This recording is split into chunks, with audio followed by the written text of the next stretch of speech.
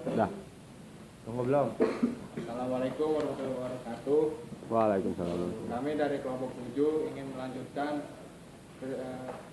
presentasi dari virtual memory. Di sini ada Bowo dan Ricky. Nah, selanjutnya akan dibahas oleh Bowo. Algoritma fake replacement.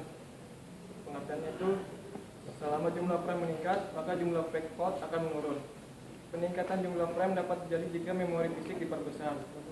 Tujuannya yaitu untuk mendapatkan fake code terendah. Pemilihan algoritma yang kurang tepat dapat menyebabkan peningkatan fake code sehingga proses akan berjalan lambat. Ada beberapa algoritma fake replacement, yaitu algoritma FIFO, algoritma optimal, dan algoritma LRU. Algoritma FIFO yaitu algoritma yang paling sederhana.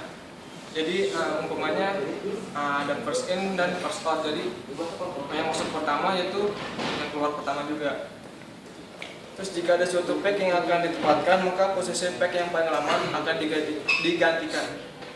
Kedua, algoritma optimal, yaitu mengganti pack yang tidak digunakan dalam waktu dekat. Mempunyai rata-rata pack file terendah, algoritma ini sulit diimplementasikan. Yang ketiga itu algoritma LRU, yaitu least recently used, merupakan perpaduan dari FIFO dan optimal. Pack yang diganti adalah pack yang telah lama tidak digunakan. Selanjutnya akan dilanjutkan oleh Ricky.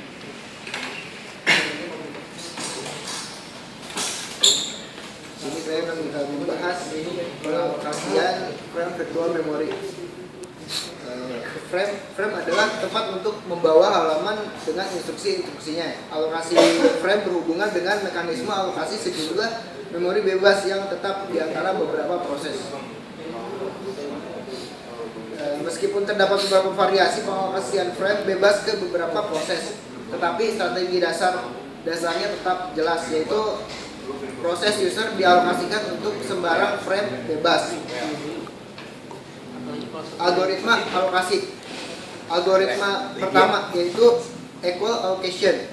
Algoritma ini memberikan bagian yang sama sebanyak m per n frame untuk tiap proses. Jadi kayak contohnya ibaratnya ada 100 frame tersisa dan ada 5 proses. Maka tiap proses akan mendapatkan 20 frame. Maksudnya itu jadi M-nya ini adalah si 100 frame yang tersisa dan N-nya ini adalah 5 proses. Jadi M dibagi N, 100 dibagi 5, maka akan mendapatkan hasil 20 frame. Frame yang tersisa sebanyak 3 buah dapat digunakan sebagai frame bebas cadangan. Kemudian alokasi global dan lokal. Faktor penting lain dalam cara-cara pengalokasian frame di berbagai proses adalah pergantian halaman. Dengan proses-proses yang bersaing mendapatkan frame, kita dapat mengklarifikasi algoritma pergantian halaman ke dalam dua kategori board. Yang pertama, pergantian global. Pergantian global itu memperbolehkan suatu program untuk menyeleksi sebuah frame pergantian dari himpunan semua frame, meskipun frame tersebut sedang dialokasikan untuk beberapa proses lain. Satu proses dapat mengambil sebuah frame dari proses lain. Kedua, pergantian lokal, yaitu mensyaratkan bahwa setiap proses boleh menyeleksi hanya dari himpunan frame yang telah teralokasi pada proses itu sendiri. Selanjutnya, tracing akan dibahas oleh Leo. Tracing adalah keadaan di mana terdapat aktivitas yang tinggi dari penghalaman. Aktivitas penghalamanan yang tinggi ini maksudnya adalah pada saat sistem sibuk melakukan swap in dan swap out dikarenakan banyak kesalahan halaman yang terjadi. Suatu proses dapat mengurangi jumlah frame yang digunakan dengan alokasi yang minimum.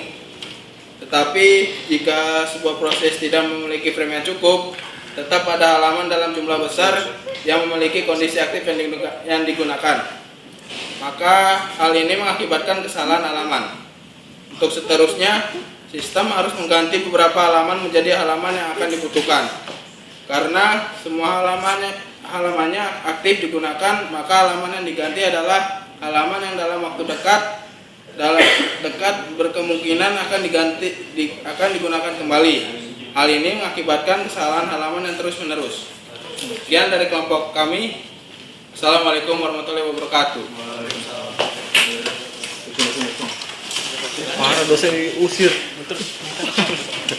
Udah belum cek. Iya. Lu dorong dari tua. Kamu mau di pause?